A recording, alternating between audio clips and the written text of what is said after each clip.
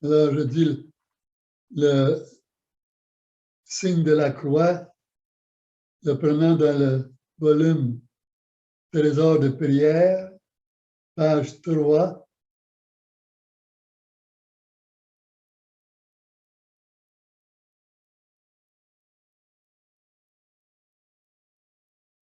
Rappelez-vous, nous faisons tout d'abord sur le front pour le Père, ensuite pour le Fils ici, et ce qui unit les deux, c'est le Saint-Esprit.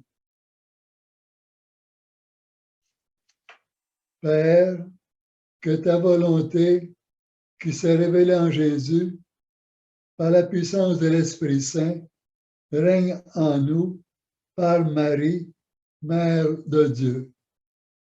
Esprit Saint, Sainte Vierge Marie, unissez-nous à Jésus à chaque instant pour qu'ensemble nous puissions vivre dans le cadre de la très sainte Trinité, au nom du Père qui nous crée, au nom du Fils qui nous sauve, au nom de l'Esprit Saint qui nous sanctifie.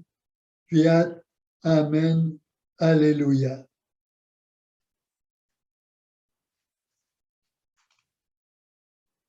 Je prends comme prière une prière d'infusion dans la divine volonté. Alors, il suffit que vous ouvriez votre cœur à la divine volonté. Cette prière que je prie est priée par vous en même temps. Je ne suis rien. Dieu est tout. Père, je vous aime. Ô divine volonté, venez penser par mon esprit. Ô divine volonté, venez circuler dans mon sang. Ô divine volonté, venez regarder par mes yeux. Ô divine volonté, venez écouter par mes oreilles. Ô divine volonté, venez parler par ma voix. Ô divine volonté, venez respirer par mon souffle. Ô divine volonté, venez faire battre mon cœur. Ô divine volonté, venez bouger à travers mes mouvements. Ô divine volonté, venez souffrir à travers mes souffrances, de telle manière que mon âme, consumée et fusionnée en vous, soit un crucifix vivant pour la gloire du Père. Amen. Alors, le titre de la conférence est variable, mais le titre que j'ai donné au début, c'est le vrai milieu. Alors, il va y avoir 3 points. Le juste milieu, l'extrême et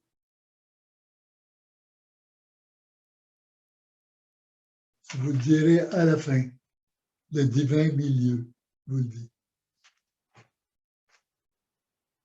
Plusieurs d'entre nous, peut-être pas tout le monde, ont déjà entendu ceci, c'est une phrase en latin, in medio stat virtus. In, c'est dans, medio, de milieu, stat se tient ou est, virtus, la vertu. La vertu dans le juste milieu.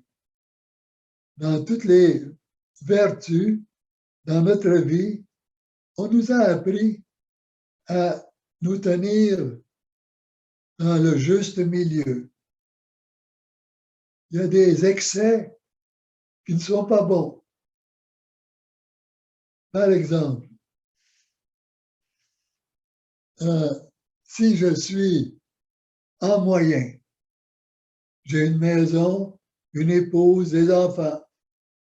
Et là, j'entends un sermon qui me dit d'être très généreux pour que le Seigneur aussi corresponde.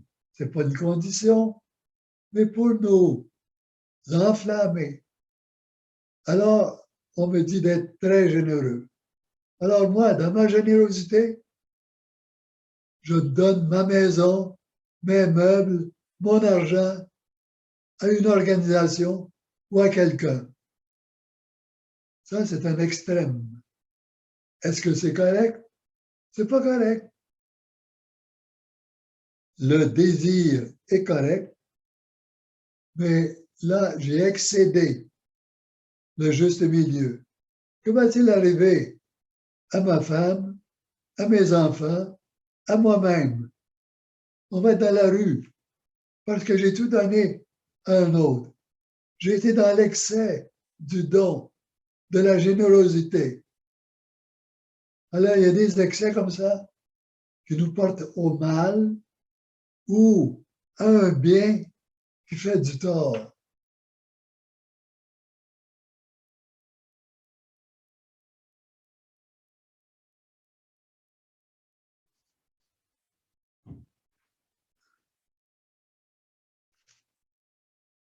Par exemple, un autre exemple, c'est on nous dit souvent de prier tout le temps. Et moi, je comprends que prier tout le temps, c'est prendre un livre, lire des formules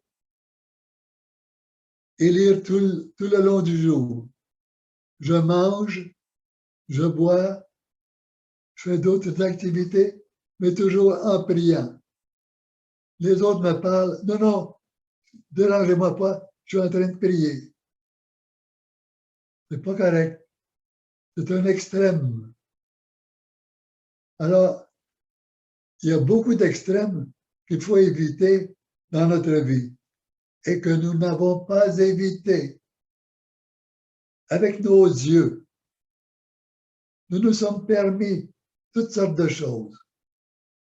Il y en a même qui vont dire, ben moi, à la télévision, je peux regarder n'importe quoi, je suis marié. Alors, je connais tout, je peux regarder tout. Vous voyez que l'excès se glisse doucement. Et là, je me repais de mes yeux du mal. J'oublie le bien. Parce que je suis sorti du juste milieu. Aussitôt que je vois quelque chose à la télévision qui n'est pas correct, je dois ou bien fermer, changer de poste ou regarder ailleurs. Ça doit être ma réaction.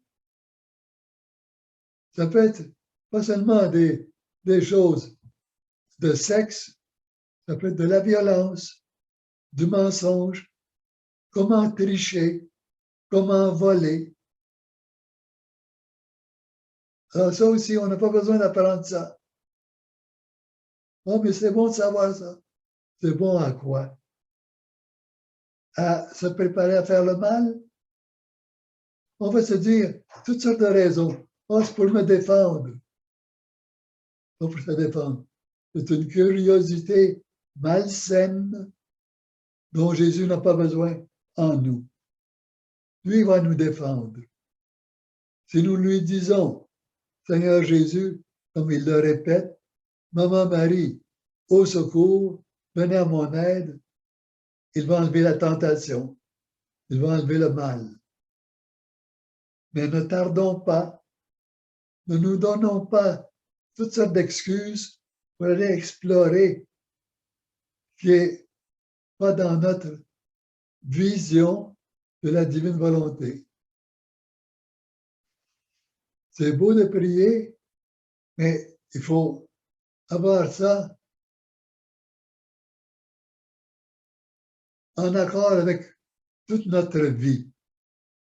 On ne mange pas tout le temps, on ne boit pas tout le temps, on ne s'enivre pas tout le temps. On n'a pas toujours un verre de vin à la main. On n'a pas toujours quelque chose qui n'est pas bon pour nous. Ceux qui ont le diabète savent bien qu'ils doivent éviter le sucre. Alors, ils sont prudents. Ils commencent à connaître les aliments qui sont porteurs de sucre et donc de tort à leur santé. Ils y font attention. Et c'est seulement de l'humain. Dans le divin, nous devons aller plus loin. On le verra tout à l'heure. Un autre excès, j'aime les chocolats, j'aime l'alcool, j'aime le cigare, j'aime les gâteaux. Alors, aussitôt que je reçois mon salaire, que ce soit après une semaine, ou un mois, ou quelques jours, je les dépense pour aller m'acheter ce qui me plaît, ce que j'aime. Le chocolat, les cigares, l'alcool, les gâteaux. Est-ce que c'est correct? Non. Je détruis ma santé. Et ça, je le fais volontairement. Parce que c'est moi qui vais acheter les choses. Personne ne me force. Prends ça. Ça, c'est le point de vue humain, ce qu'on nous apprenait autrefois. Dans les vertus, c'est un peu la même chose. Il ne faut pas pratiquer une vertu aux dépens des autres. Je veux pratiquer l'humilité. L'humilité. J'oublie la générosité. J'oublie l'amour, le pardon, la douceur, le contrôle, parce que je suis fixé sur l'humilité. Et le reste, alors il faut, dans la spiritualité ordinaire, cela a été enseigné dans l'Église, le juste milieu en tout, pour nous bien nous tenir devant Dieu. L'avarice. On se dit, j'ai besoin de ceci, j'ai besoin de ça. C'est vrai, nous avons des besoins. Par contre, l'avarice, ça se glisse doucement en chacun de nous et le démon est très subtil. Notre humanité, notre tête, notre cœur sont très subtils pour dire, oui, mais il faut que j'aie certaines provisions. Alors, je vais en prendre à l'autre. Je vais en prendre ici. Et là, je m'accumule des provisions sans regarder les besoins des autres. Moi, je suis devenu le juste milieu. Moi, aux dépens des autres. Alors, il y a toutes sortes de choses qui se sont introduites dans notre vie depuis le début de notre enfance et qui sont à combattre. Il y a des choses qui sont bonnes, des choses qui sont moins bonnes. Par exemple, une autre chose qui est naturelle, éviter la douleur, la souffrance. Personne aime ça. Et Dieu, quand il a créé Adam et Ève, ne les avait pas créés pour être souffrants, pour être malades, pour ressentir toutes sortes de douleurs, soit dans le cœur, dans la tête ou dans le corps. Alors, on a appris très jeune à se défendre de la souffrance, d'éviter certaines choses. On sait bien qu'on ne doit pas mettre nos doigts sur un poêle chaud. On ne doit pas aller boire un breuvage qui est trop glacé ou trop chaud. On l'a appris, souvent à nos dépens. Alors, il y a des choses comme ça. Nous nous sommes enseignés nous-mêmes. Des bonnes choses, oui. Par contre, il y a un par contre. Et c'est là que vient la deuxième partie, l'extrême. L'extrême, pas dans le humain, l'extrême dans le divin. Là, on ne parle plus de l'équilibre des biens créés, on parle d'autre chose.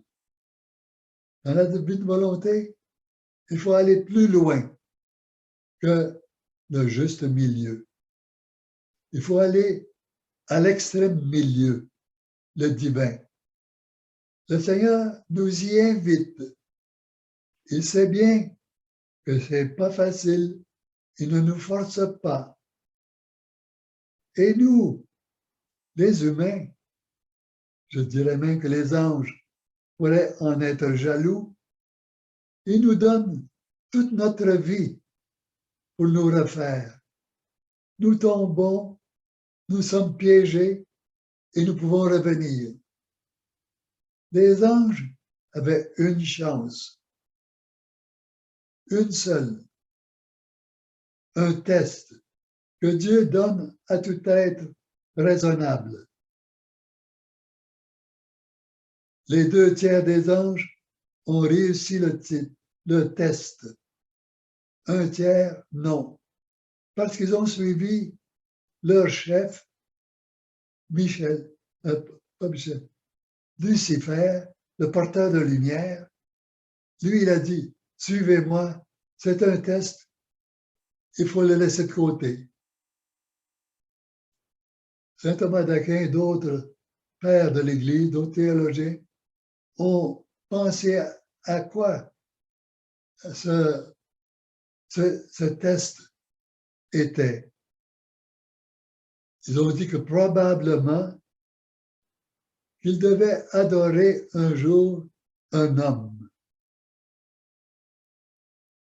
C'est une supposition humaine que les théologiens ont pensé.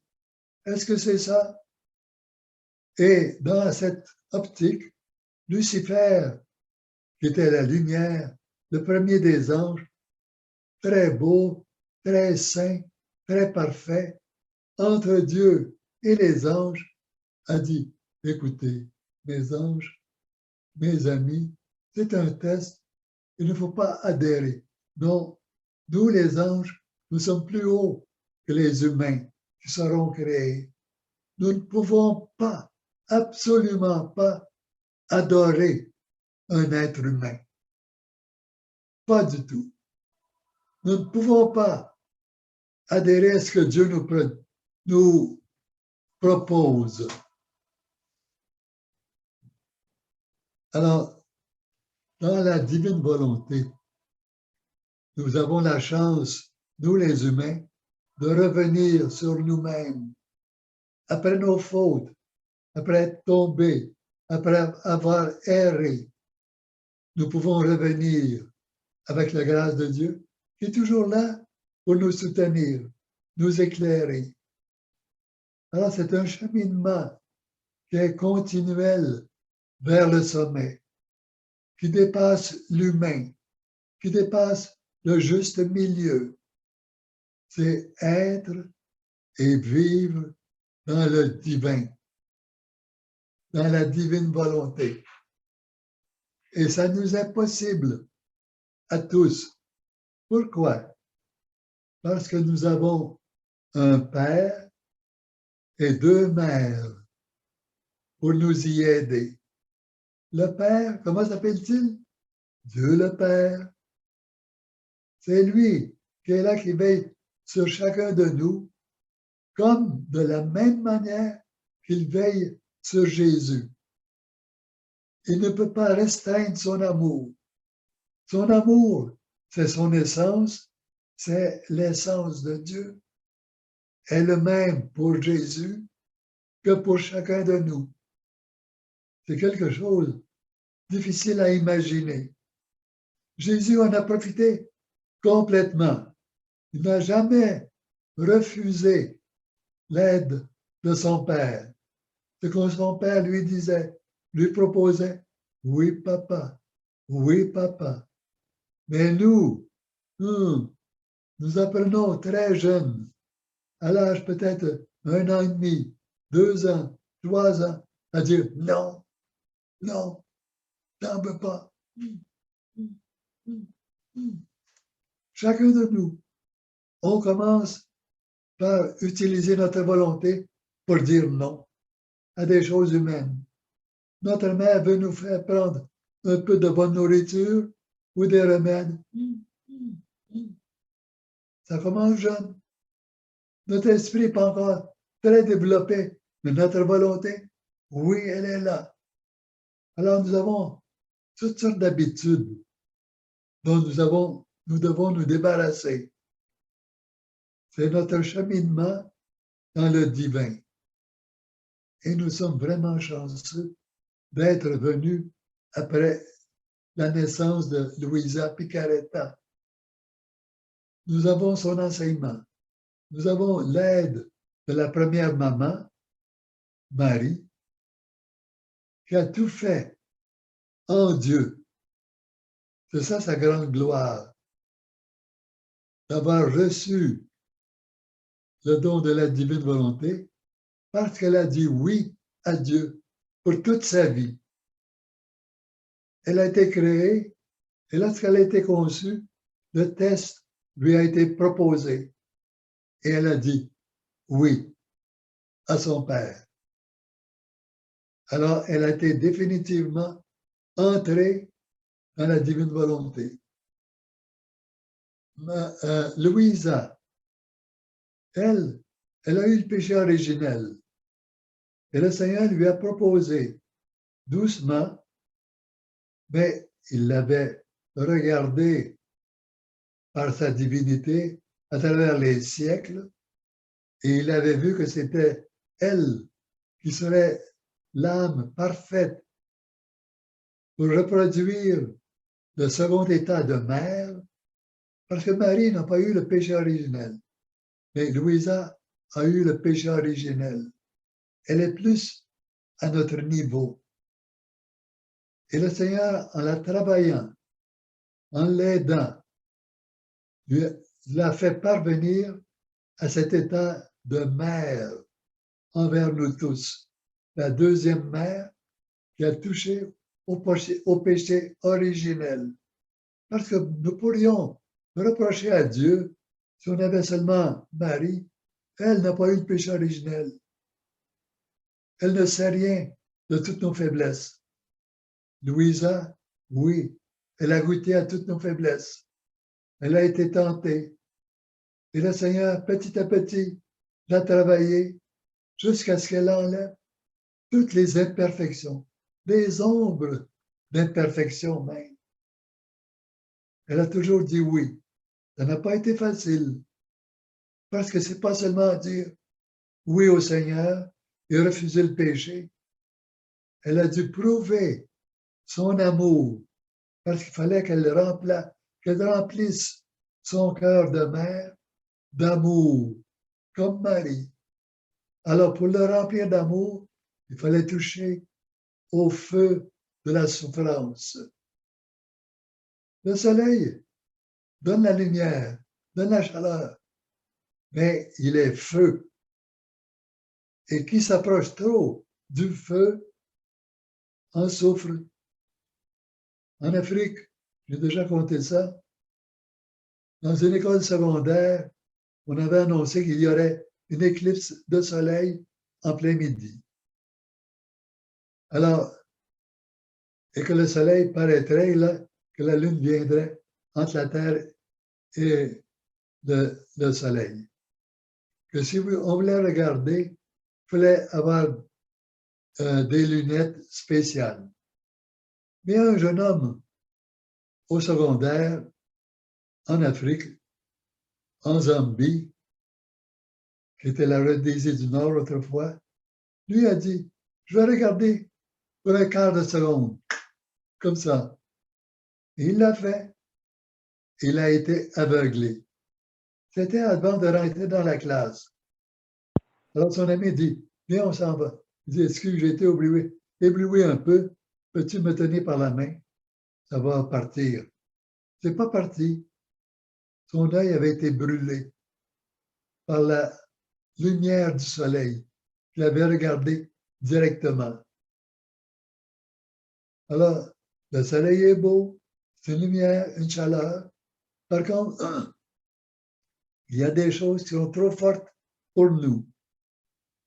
Et le Seigneur est là pour nous aider avec son amour à supporter les souffrances. Parce que la souffrance est une preuve de la force de notre amour, de notre choix continuel. On peut y manquer quelquefois, refuser la souffrance. C'est trop, j'en peux plus. Le Seigneur comprend. Et on revient. Pardon, Seigneur, j'ai été faible. Mais on revient.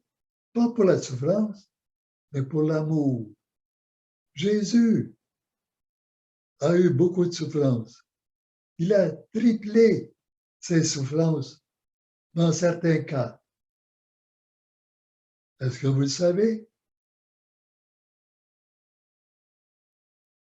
Où il a triplé ses souffrances?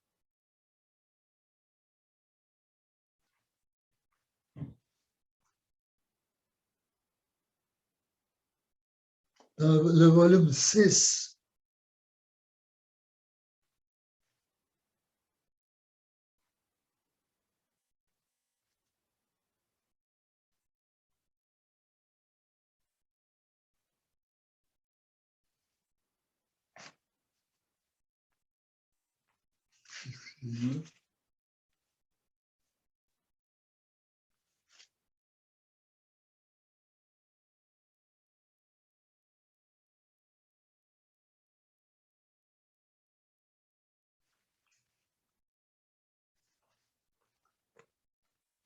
Au 26 septembre 1904.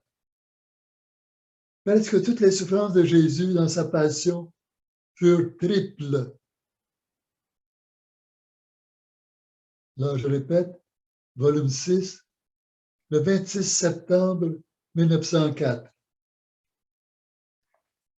Se montrant, Jésus me dit, ma fille, il parle à Louisa et à nous, non seulement le couronnement d'épines a été triple, parce qu'on lui a remis sa couronne d'épines après l'avoir arrachée 3 fois, mais presque toutes les souffrances que j'ai souffertes durant ma passion ont été triples.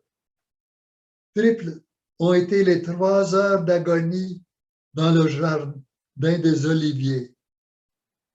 Triples ont été les flagellations. On m'a flagellé avec 3 types de fouets. On ne savait pas ça. Jésus nous le révèle. On en connaissait 2, les lanières de corde, lanières de cuir peut-être, et celles qui avaient des bouts de métal au bout.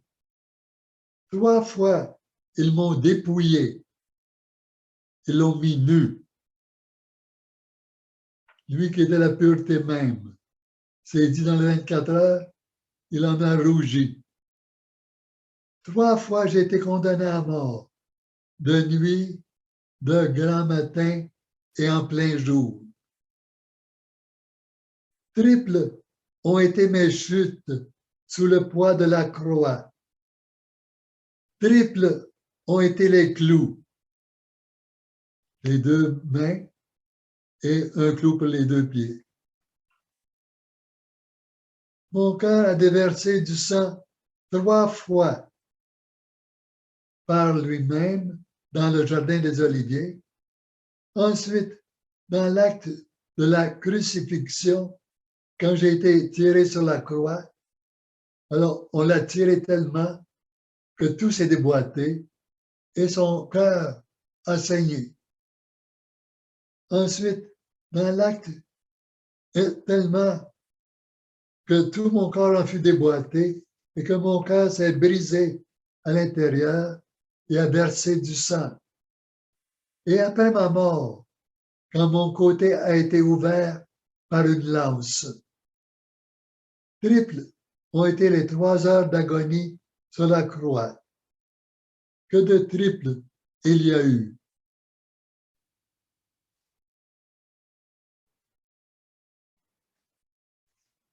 Et pourquoi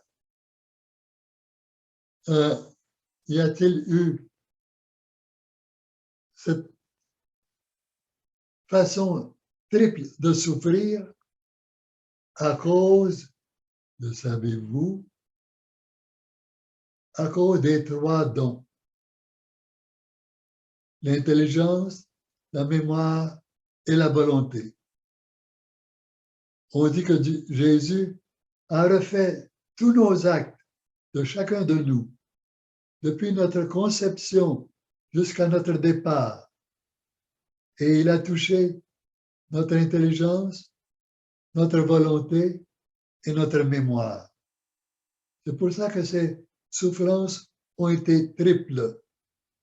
Alors c'est compréhensible que nous aussi, nous multiplions des efforts pour être, désirer et vivre dans la divine volonté.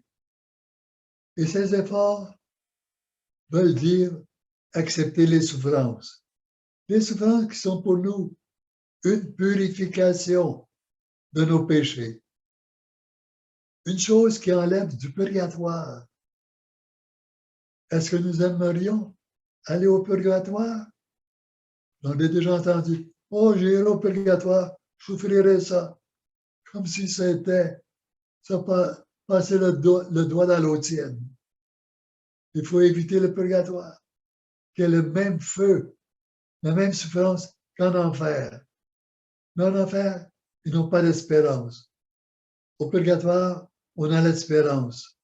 Mais on a ce désir grandissant au purgatoire. Plus on passe de temps au purgatoire, plus ce désir grandissant de Dieu se fait jour en nous et nous torture. Et ce n'est pas le feu matériel ou spirituel, c'est ce désir de Dieu qui nous torture jusqu'à l'explosion où on arrive, on traverse jusqu'au ciel. On lit souvent que Louisa souffrait de l'absence de Jésus. Parce qu'elle, Jésus l'avait amenée au ciel. Il lui avait permis de voir ce que c'est que la grandeur de Dieu. Et quand elle revenait sur la terre, après, la présence de Jésus, c'était là. Quelquefois, elle ne la ressentait pas. Elle savait qu'il était là. Il lui disait, je suis dans ton cœur. Regarde, je fais bouger mon bras. Je te fais sentir mon haleine, ma chaleur. Ah. Quelquefois, il n'y avait rien. C'était une souffrance ajoutée. Et là, elle s'écriait, Seigneur, Seigneur, c'est pire que la mort. C'est pire que la mort. C'est pire que tout. Montre-moi que tu es là. Seigneur, elle était dans le top du purgatoire. Non seulement pour elle-même, mais pour nous. Parce qu'il lui a demandé de paver le chemin pour chacun de nous. C'est pour ça qu'elle est la deuxième mère de nous tous, Louisa. Elle est là avec chacun de nous dans toutes nos souffrances. S'il nous arrive des choses qui sont difficiles, ne pensons pas, ah, je suis débordé, c'est trop pour moi. La Vierge, le Seigneur, Louisa sont là avec nous. Tiens bon, nous sommes avec toi. Je voudrais donc vous voir, ressentir un peu. C'est ton purgatoire. Tu auras moins de purgatoire parce que tu as moins de consolation. Mais sache bien qu'il y en a d'autres.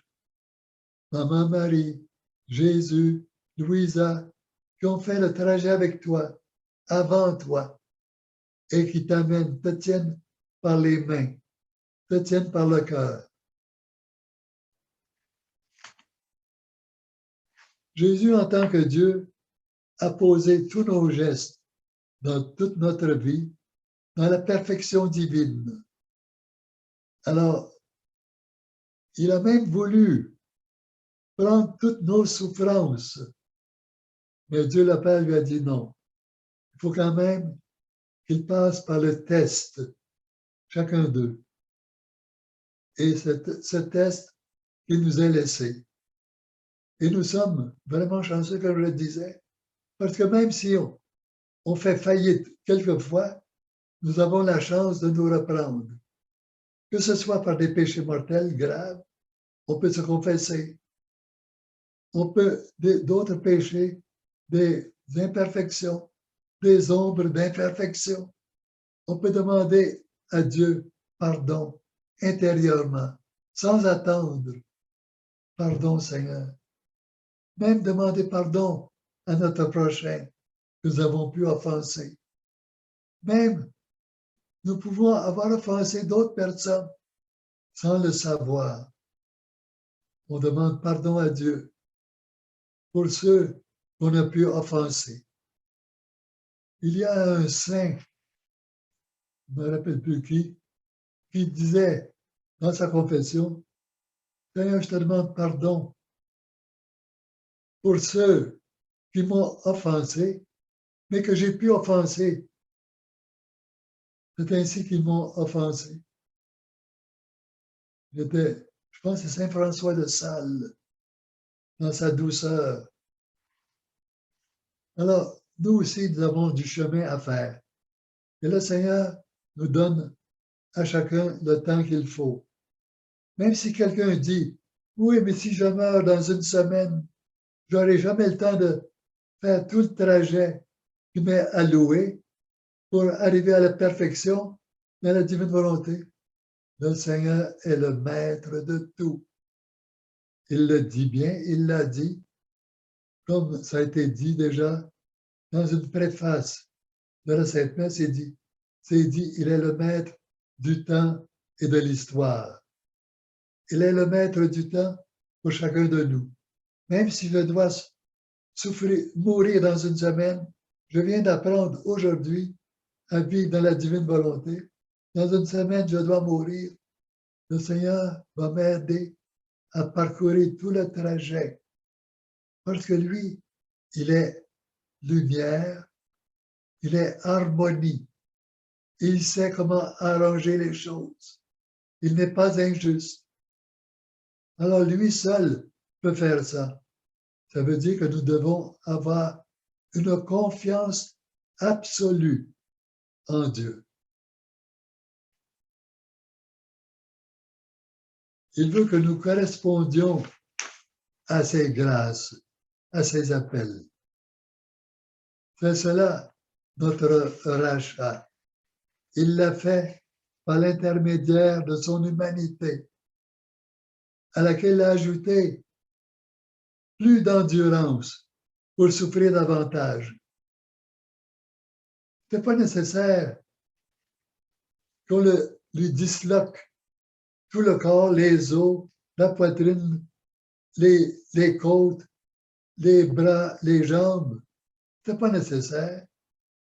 Ce n'est pas nécessaire qu'on le condamne à mort 3 fois, qu'on lui crache, qu'on l'introduise dans le ruisseau du Cédron, qu'on lui fasse boire tout ce qu'il y avait d'immondice dans le Cédron, qu'on lui ouvrait la bouche pour lui cracher dedans, jusqu'à ce que ça dégouline, et tellement que ceux qui crachaient en étaient malades. Il n'avait pas à faire ça, mais il a demandé à son Père d'endurance, de surcroît de son humanité. Une humanité ordinaire n'aurait pas pu le faire, mais il l'a fait pour souffrir triplement pour nous. Et le Père a dit, il faut qu'il reste un petit peu de souffrance. Et c'est ce peu de souffrance qui nous est donné. Acceptons-le. Acceptons cette petite souffrance à 2 mains. Merci Seigneur. Merci. Sans regimber, sans se révolter.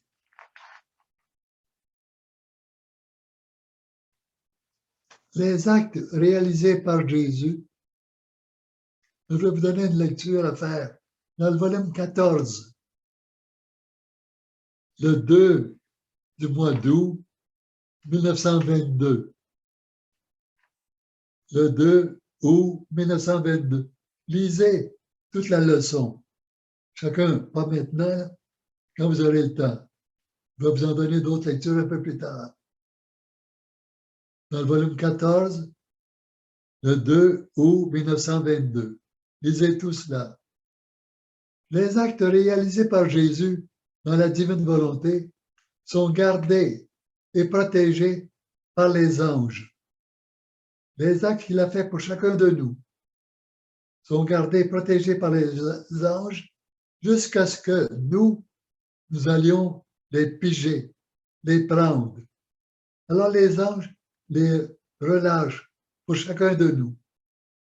Paul, Paulette, Jules, Juliette. Chaque ange sait à qui donner les actes faits par Jésus et qui viennent nous soutenir, nous renforcer, nous aider à vivre dans la divine volonté. Ça, c'est une référence, volume 14, encore. Je vais vous le lire. Le 25 avril 1922.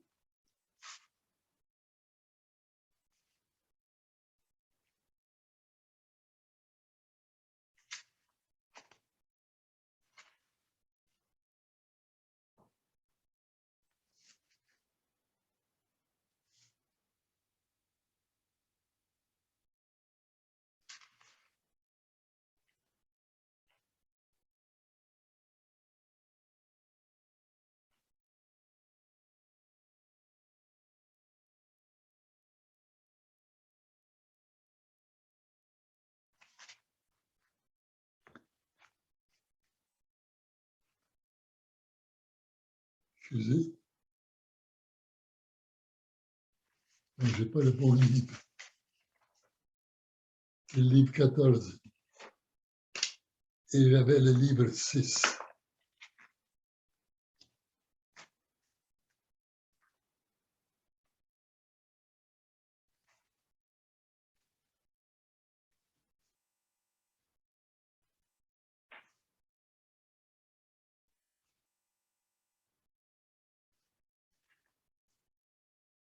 « 25 avril 1922, livre 14.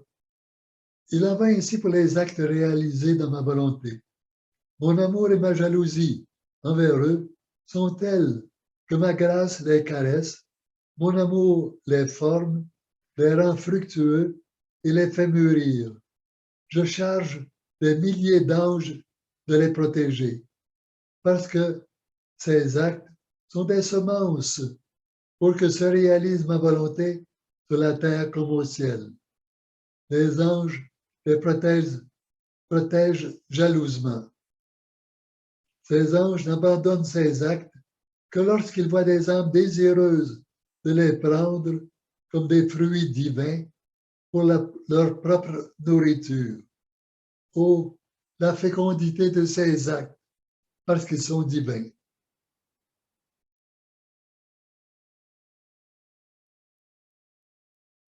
Ces actes sont si grands que lorsqu'une âme les réalise, il n'y a rien au ciel et sur la terre qui n'y participe. Par eux, l'âme est mise en communion avec toutes les choses créées. Tous les bienfaits du firmament, du soleil, des étoiles, de l'eau, du feu et de tout le reste sont non seulement en lien continu avec ces âmes, mais ils deviennent ses possessions. L'âme est en harmonie avec toute la création. Les âmes qui vivent dans ma volonté sont des dépositaires, des préservatrices, des appuis, des défenseurs de ma volonté. Je vais vous donner une autre référence à lire chez vous. Volume 14, le 10 juillet 1922. Une autre aussi, volume 14, le 20 juillet 1922. Vous lirez ça chez vous. Je répète, volume 14, 10 juillet 1922, volume 14, 20 juillet 1922. La divine volonté est équilibre, ordre et harmonie. C'est le milieu divin. On parlait du juste milieu humain au début. Le milieu divin, la divine volonté, elle est équilibre, ordre et harmonie. On va regarder au volume 14, le 6 août 1922.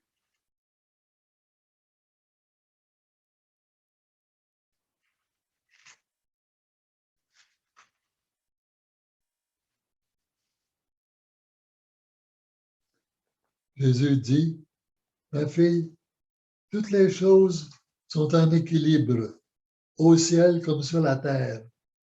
Notre volonté maintient partout un parfait équilibre. Notre équilibre apporte avec lui l'ordre, l'autorité, la concorde et l'harmonie. L'équilibre amène la ressemblance.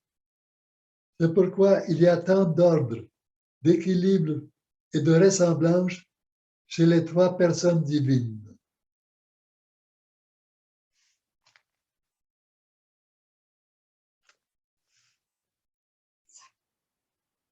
Il y a aussi une autre.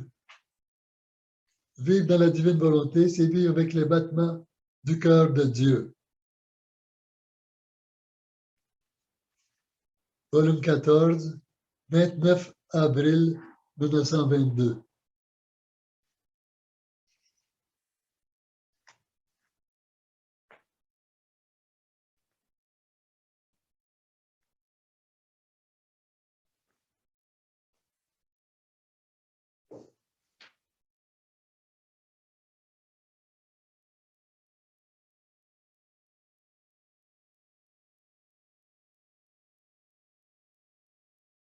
Me trouvant dans mon état habituel, je vis mon âme et tout mon intérieur, pensée, affection, battement de cœur, tendance, etc., transformés en autant de rayons de lumière.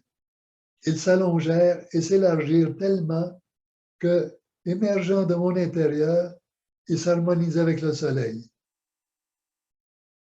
En examinant tout cela, j'ai remarqué que mon doux Jésus tenait tous ces rayons de lumière dans sa main et avec une maîtrise merveilleuse, les dirigeait, les allongeait, les élargissait et les multipliait à volonté. Les choses créées ainsi s'harmonisaient et célébraient. Alors Jésus me dit, ma fille, as-tu vu comment je m'amuse affectueusement avec les actes réalisés dans ma volonté et comment je les dirige? J'en suis si jaloux que je ne les confie à personne, pas même à l'âme elle-même. Je ne me permets pas qu'une seule pensée, une seule fibre ne soit privée de la toute-puissance de ma volonté. Chacun de ces actes est imprégné de vie divine. Lorsqu'elles sont touchées par ces actes, les choses créées sentent la vie de leur Créateur.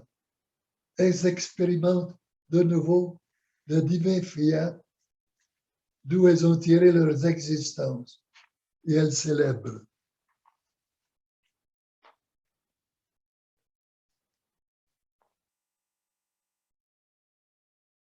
Il dit à la fin, vivre dans ma volonté, c'est vivre avec des battements de cœur éternels, avec mon souffle tout-puissant.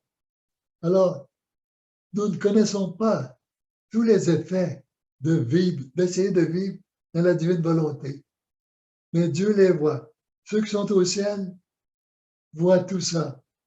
Les anges, les autres êtres qui sont là peut-être, les êtres humains qui sont montés au ciel, Dieu, tous admirent ces choses-là. Même notre petit acte posé dans la divine volonté, en demandant à Jésus de fusionner notre volonté à la sienne, même le plus petit acte au ciel est réverbéré dans la toute-puissance divine, comme s'il sortait du cœur de Dieu. On n'en a pas idée. On en parle, mais on n'a pas idée de ce que ça produit au ciel. Parce qu'au ciel, ce n'est pas seulement une idée, pas seulement une image, c'est une éternité de vie, une vie divine. Alors,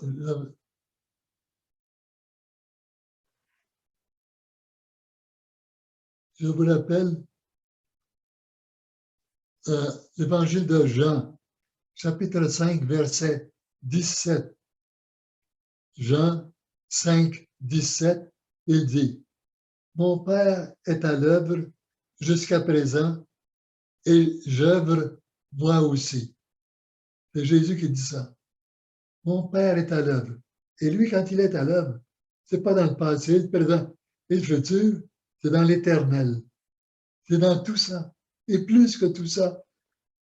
Parce que le passé, le présent, le futur, c'est une petite bulle pour nous les humains pendant que nous sommes sur la terre. Mais dans l'éternel, le Père et Jésus agissent.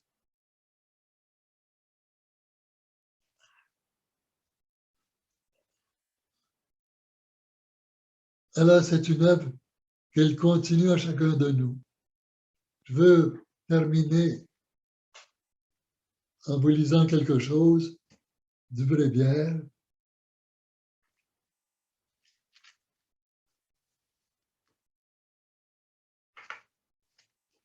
Que rendrons-nous donc au Seigneur pour tout ce qu'il nous a donné? Il est si bon qu'il ne demande rien en échange de tout ce qu'il nous a donné.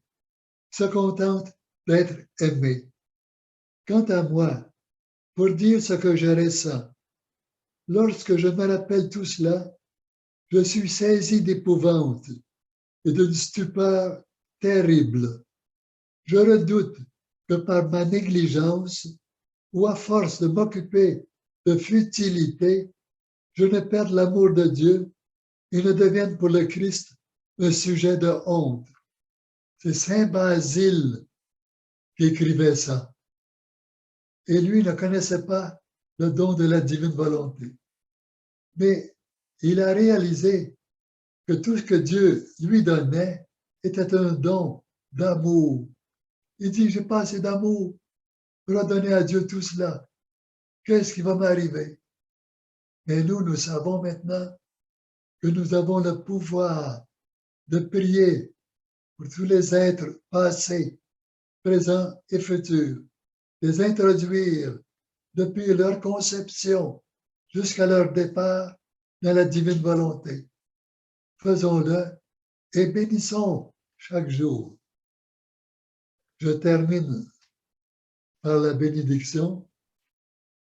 Que le Seigneur et la Sainte Vierge vous bénissent dans tous vos efforts de vivre dans la divine volonté, au nom du Père et du Fils et du Saint-Esprit. Amen. Excusez-moi d'avoir été un peu long.